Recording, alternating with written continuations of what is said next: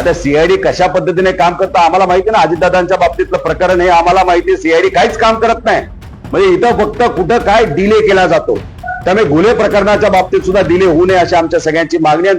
परत एकदा अजून एक गोष्ट सांगतो की कृपा करून याच्यामध्ये कुणीही राजकारण करू नये. आणि मला हे माहिती आहे की एसपी साहेबांनी सांगत असताना लोकांना हे सांगितलेलं आहे की सौरभ तिथं नव्हता, तो कारखाना होता, नंतर घरी होता, हे सीसीटीव्ही तिथं केलेलं आहे. त्यामुळे हे जे काय आकडेवारी मी सांगितले सर्व जाती धर्माचे आहेत. याच्यात राजकीय भूमिका कुणी घेऊ नये. कुठलाही सामान्य व्यक्तीवर अन्याय झाला असेल तर त्या व्यक्तीला न्याय मिळालाच पाहिजे. एक तुम्ही समजून घ्या की या जिल्ह्याच्या बाबतीत बोलायचं झालं तर 2024 मध्ये आमच्या माहिती अनुसार 40 खून आपल्या जिल्ह्यात झालेले, 2025 मध्ये 34 झालेत. 26 एप्रिल पासून आतापर्यंत 11 मर्डर आपल्या जिल्ह्यात झालेले आहेत. त्याच्यामध्ये खुनाचे प्रयत्न 2024 मध्ये 192 ते 95 आहेत, 25 मध्ये 145 ते 150 आहेत आणि 26 एप्रिल पासून आतापर्यंत 43 खुनाचे प्रयत्न आपल्या या जिल्ह्यामध्ये दुर्दैवाने झालेले आहेत. बलात्कार 2024 ला 180च्या आसपास बलात्कारच्या प्रकरण इथं झालेले आहेत. 25 मध्ये 200च्या आसपास झालेले आहेत आणि 26 एप्रिल पासून आतापर्यंत 80 बलात्काराचे प्रकरण आपल्या जिल्ह्यात झालेले आहेत. विनयभंग 450, 24, 25 मध्ये 482, 26 मध्ये एप्रिल पासून आतापर्यंत 127. म्हणजे कायदा व सुव्यवस्थेची परिस्थिती आपल्या जिल्ह्यामध्ये अतिशय हलाख्याची आहे. आणि हे आकडे मी जे सांगितलेत ते सर्व जाती धर्माच्या लोकांचे आहेत. त्यामुळे या सर्व लोकांना न्याय मिळणं हे महत्वाचं आहे. गुन्ह्यांचं जे प्रकरण झालं, गुन्हे परिवाराबरोबर आम्ही आहोत, त्यांना न्याय मिळाला पाहिजे अशी आमच्या सगळ्यांची भूमिका आहे. न्याय मिळत असताना फक्त या जिल्ह्यामध्ये अजून एक गोष्ट फार प्रामुख्याने होते, न्याय देताना उशीर होतो. तुम्ही महादेव मुंडे प्रकरण बघितलं असेल तर 3 वर्ष झालं अजूनपर्यंत त्यांना न्याय मिळाला नाही. संदीप भैया आणि आम्ही सगळेजण त्यांच्या घरी गेलो होतो, त्यांच्या पत्नीला भेटलो. भेटल्यानंतर आम्ही आक्रमक भूमिका घेतली. मग सरकारला जाग आली. त्या मातेचं, त्या पत्नीचं म्हणणं असं होतं की बाबांनो आम्हाला हे अधिकारी इथं लागणार आहेत त्या तपास करायला.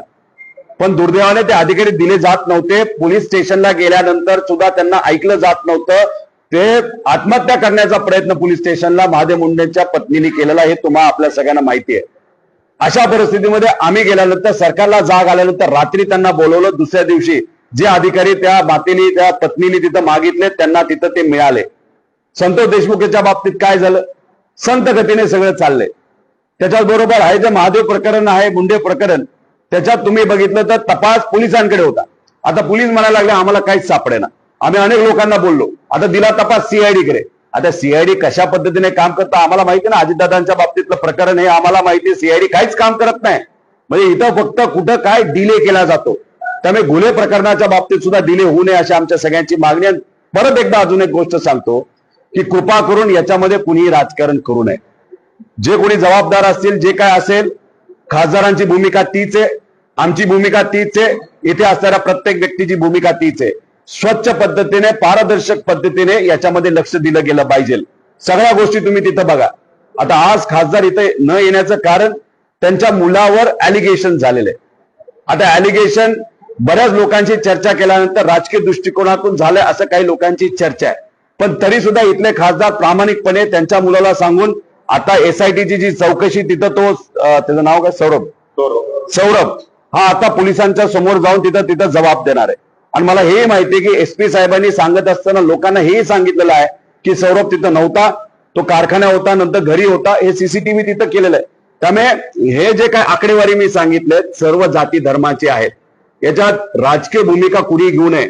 कुठलाही सामान्य व्यक्तीवर अन्याय झाला असेल तर त्या व्यक्तीला न्याय मिळालाच पाहिजे. पण ते करत असताना उगाच राजकारण याच्यामध्ये कुणी केलं तर हे लोकही खपून येणार नाही आणि आम्ही तिथं खपून येणार नाही. पण गरीबाला न्याय मिळाला पाहिजे, गुन्हे परिवाराला न्याय मिळाला पाहिजे, संतोष देशमुख परिवाराला न्याय मिळाला पाहिजे, महादेव मुंडे प्रकरणामध्ये न्याय मिळाला पाहिजे. आणि ही जी आकडेवारी मी सांगितली प्रत्येक व्यक्तीला न्याय मिळाला पाहिजे अशी आमच्या सगळ्यांची भूमिका आहे.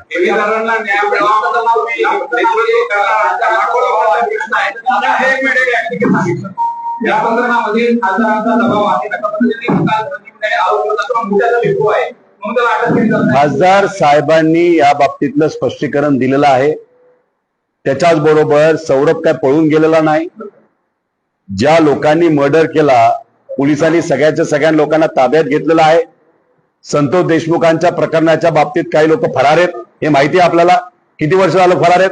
महादेव मुंडेच्या बाबतीत मर्डर तर झालाय आणि हवेतून कुणी येऊन मर्डर केलेला नाही, त्याच्याबद्दल तर कुणीच सापडे ना. आणि मग याच्यात तुम्ही भूमिका घेत असताना मोठ्याचं पद, पण मोठ्याचं पोर आता पोलीस स्टेशनला चाललंय ना, तिथं बोलतंय ना पोलीस स्टेशन बरोबर, पोलिसांची संवाद साधते, चर्चा होते. ही भूमिका महत्वाची आहे. त्यामुळे बघा, काही लोक राजकीय दृष्टिकोनातून जर बोलत असतील, हे करत असतील, ते करत असतील, हे योग्य नाही. माझं मत काय आहे, आम्ही लढणार आहोत. या जे काही 100 लोकांवर मर्डर झालेले 100 त्या परिवारासाठी आम्ही लढू. जे काही 200-300 महिलांवर बलात्कार झालेत त्यांच्यासाठी आम्ही लढणार आहोत. विनयभंग 500 लोकांवर त्यांच्यासाठी आम्ही लढणार आहोत. आम्ही जाती धर्म बघून तिथं लढत नसतो. त्यामुळे भूमिका घेत असताना आम्ही शेतकऱ्याची भूमिका घेतो. आज 99% शेतकरी इथं सगळ्या समाजाचे, सगळ्या धर्माचे आहेत. त्यासाठी आम्ही लढतोय, या लोकांसाठी सुद्धा लढणार. त्यामुळे याच्यातून कुणी वेगळी भूमिका घेऊन राजकारण याच्यामध्ये आणू नये. न्याय मिळाल्यासाठी पोलीस चांगले आणा. सत्तेच्या विरोधामध्ये जर रस्त्यावर उतरावं लागलं तरी सुद्धा उठेल. आणि एकंदरीत जिल्ह्याची जी कायदा व्यवस्था आहे, 22 खून याचा उल्लेख केला आणि एक संतोष देशमुखांचा खून झाला तर 3 होणार होते.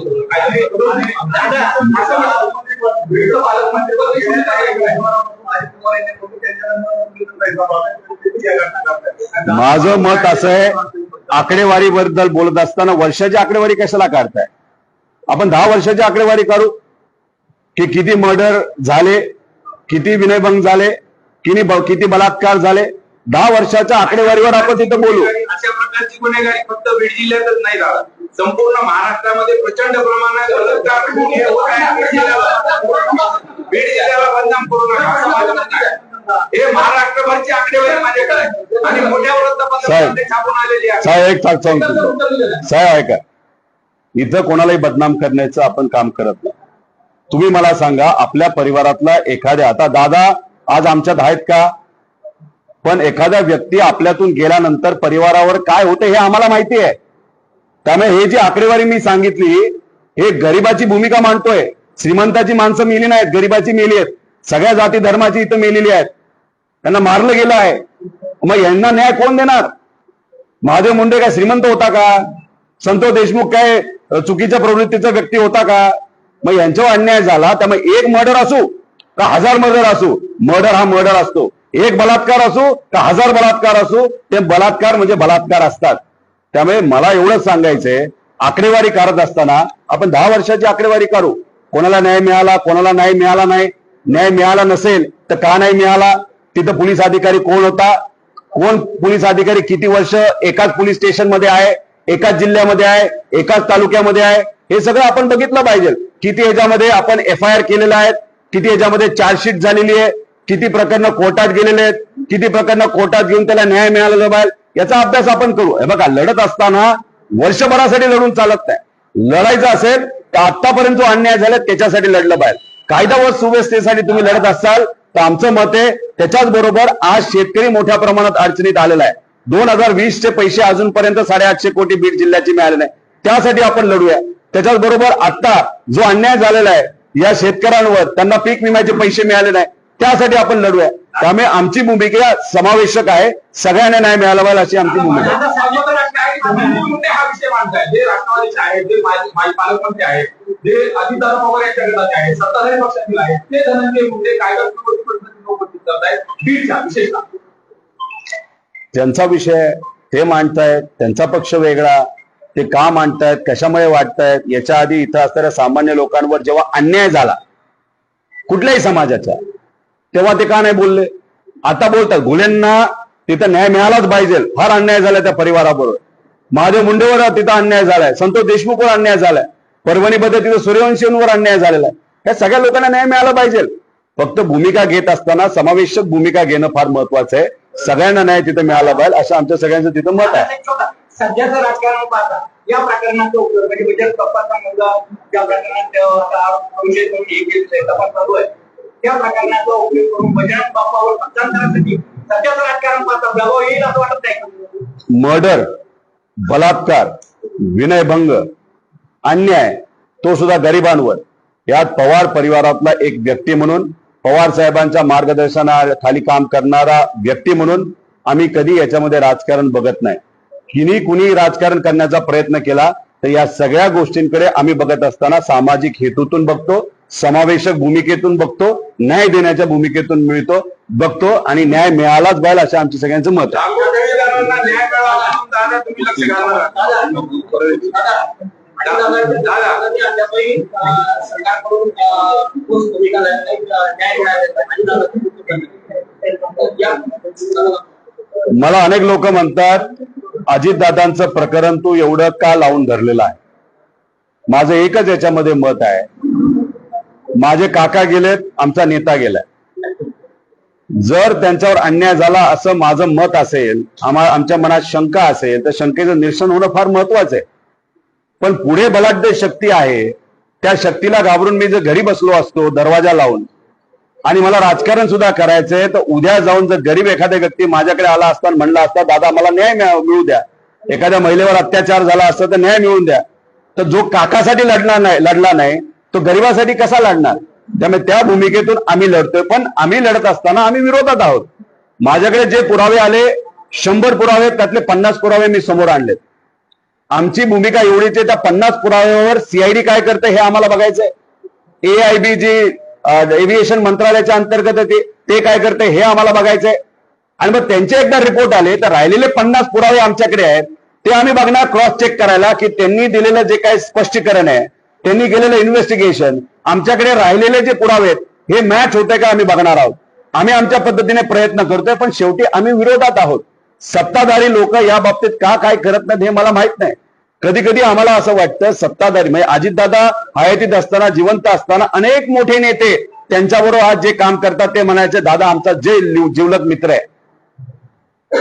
मग त्यावेळेस मित्र, आणि दादा गेल्यानंतर दादांना न्याय देण्यासाठी मित्रत्व कुठे गेलं, नाती कुठे गेली. मग राजकारण इतक्या लेवलला गेलं, इतक्या खालच्या लेवलला गेलंय की राजकारणामध्ये नात्याला आणि मैत्रीला दुर्दैवाने तिथे किंमत दिली जात नाही, अशीच भूमिका आपल्याला म्हणावं लागेल.